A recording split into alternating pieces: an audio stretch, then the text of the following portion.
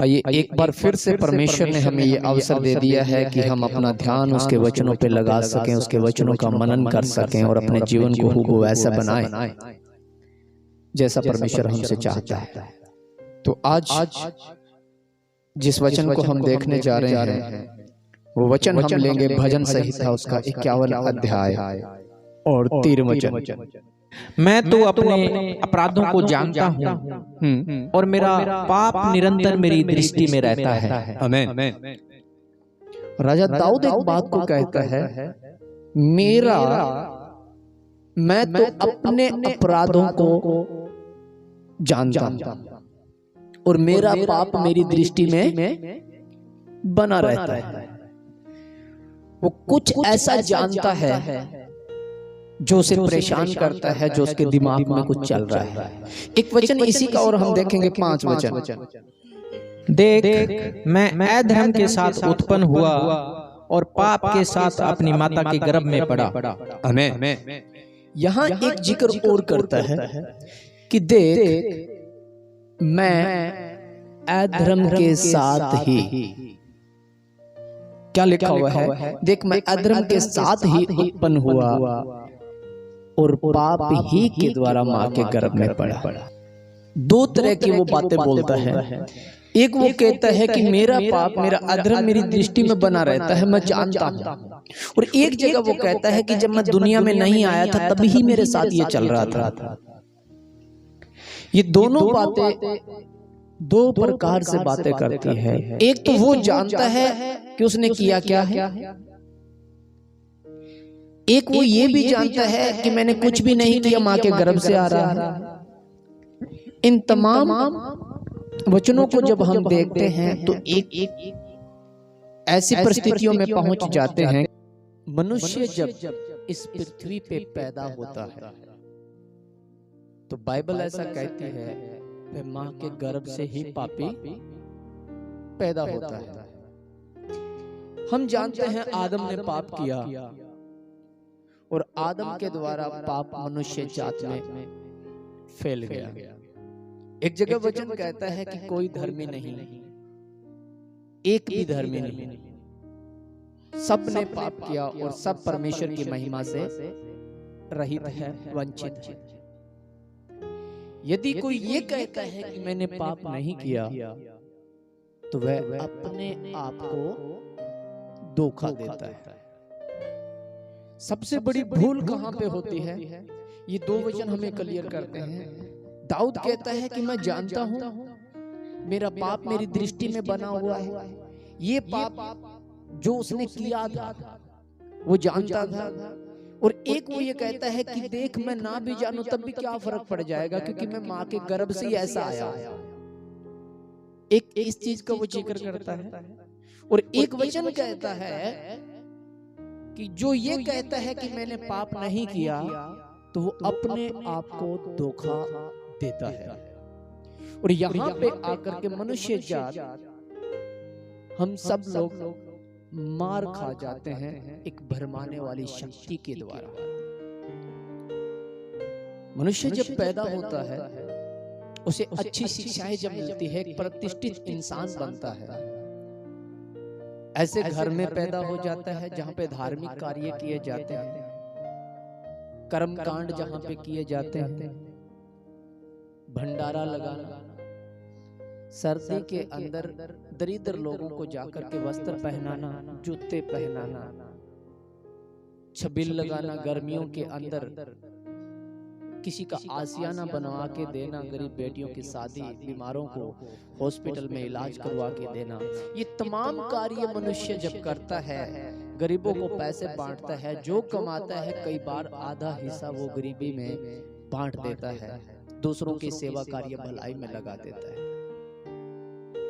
तब एक आत्मा ये उसे एहसास कराती है कि हमने जीवन में कभी पाप नहीं किया, और वो गवाह भी खड़ा कर लेता है इस जगत को। पूछ के देखो कि हमारा घर कैसा, मेरे बाप दादों का कैसा रहा है, हमारी लाइन कैसी रही है, हमारे पूर्वज क्या करते थे और वही लाइन हमारी है। और लोग भी ये कहते हैं कि हम इनको जानते हैं, भाई ये बड़े दानी वीर हैं, इन्होंने कभी कोई बुरा काम नहीं। ये एक एक सोच होती है, एक विचारधारा होती है, और ये सच भी होता है। क्यों सच होता है? कि सच में ही उन्होंने भले कार्य किए होते हैं, वो बोल पाते हैं चीज को। क्या हम जो जीवन जी रहे हैं वो पाप सहित है या पापों से रहित है? दाऊद इस बात को प्रकट करता है। दाऊद एक बचपन से धर्मी इंसान था, परमेश्वर की इबादत करने वाला। दाऊद एक ऐसा धर्मी इंसान था जिसने कभी अपने जीवन में ऐसा गुनाह नहीं किया कि वो ये कह सके कि मैं पापी हूं। और एक दौर आता है जब वो एक देश का नेतृत्व करता है, राजा बनता है, प्रजा उसके अधीन होती है और वो प्रजा की भलाई के लिए हर एक कार्य करता है। यहाँ तक कि वो 66 लड़ाई लड़ता है और 66 की 66 लड़ाई में वो जीत पर बल करता है और अपने लोगों की सुरक्षा करता है। परमेश्वर की इबादत करने वाला इंसान जो ये पद का भी ध्यान नहीं रखता कि जब वाचा का संदूक, जब परमेश्वर के तंबू के अंदर परमेश्वर की व्यवस्था आ रही थी, मूसा के द्वारा लिखी हुई आज्ञाएं जब उस देश में वो लेके आ रहे थे, दाऊदपुर के अंदर जो स्थापित कर रहे थे उस मंदिर के अंदर, ताकि परमेश्वर की लिखी हुई आज्ञाएं हमारे बीच में आई है, खुद परमेश्वर हमारे बीच में आया है, तब वो पद से को भी भूल गया था और अपने कपड़े उखाड़ दिए थे। राजा का चोगा उसने उतार दिया था जो बैंजनी वस्त्र राजा पहना करते थे, और वो नाचता हुआ आ रहा था। और उसकी पत्नी देख के ये कह रही थी कि ये मूर्ख इंसान, इसको यही पता नहीं तेरा पद क्या है। लोग तुझे देख के तेरी हंसी उड़ा रहे होंगे कि राजा भी अपने वस्त्रों को उतार के ऐसे धूड़ में नाच रहा है। उस दाऊद से गुनाह हो गया, और गुनाह ये हो गया जब समय था लड़ाई लड़ने का, युद्ध का चल रहा था। फिलिस्तीन लोगों के साथ उसकी सेना जब युद्ध कर रही थी, तब राजा को उस युद्ध का नेतृत्व करने के लिए साथ होना चाहिए था, और राजा घर में रह गया। अपनी जिम्मेवारियों से उसने पीछा छुड़ा लिया, और उसने ये कहा कि तेरी सेना इतनी परिपक्व है, तेरे लोग इतने परिपक्व है, वो लड़ तो आएंगे। खुद अपने घर रुक गया, और उसने अपने सेनापति जो विश्वास योग्य था इत्तीहुरिया, उसको भेज दिया कि ये काम तो तू भी कर देगा। और आप खुद छत पे चढ़ के टहलने लगा। दिमाग खाली कर रखा था, बिजी नहीं था। जब दिमाग खाली होता है तब शैतान अपनी चीजें उसमें फिट करता है। जब हम अपनी लाइफ के अंदर परमेश्वर की अधीनता, अपनी जिम्मेवारियों से, अपने कामों से जब जी चुराते हैं, तब परमेश्वर अपना कार्य आप सौंप देता है। ऐसा दाऊद के जीवन में आया, और क्या हुआ?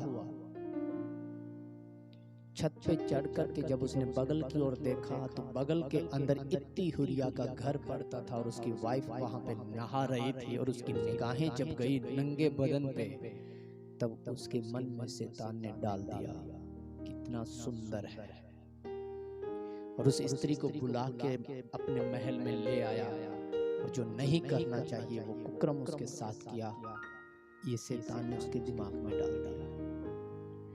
कब हुआ? जब वो अपनी जिम्मेवारी से अलग था। उस दिन यदि वो नेतृत्व कर रहा होता सेना में, तो उस पाप में वो ना गिरता। मनुष्य जब अपनी जिम्मेवारियों से वंचित हो जाता है, अपने परिवार की जिम्मेवारियों से, तब बच्चे भी वो काम करते हैं जो नहीं करना चाहिए।